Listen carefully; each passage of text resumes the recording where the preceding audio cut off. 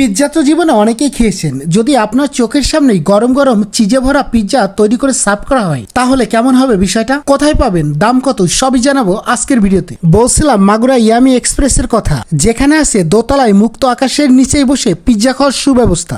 আসুন আমরা দেখে নেই কিভাবে পিৎজা তৈরি করা হয়। পিৎজা বানানোর জন্য সর্বপ্রথম রুটি তৈরি করে নেওয়া হচ্ছে, এরপর দেওয়া হচ্ছে টমেটো সস, সসের উপরে দেওয়া হচ্ছে চিকেনের টুকরা। পর্যাপ্ত পরিমাণে চিকেনের টুকরা গুলো দেওয়ার পরে দিয়ে দেওয়া হচ্ছে কিছু পেঁয়াজ কুচি দেওয়ার পরে দিয়ে দেওয়া হচ্ছে পর্যাপ্ত পরিমাণে চিজ।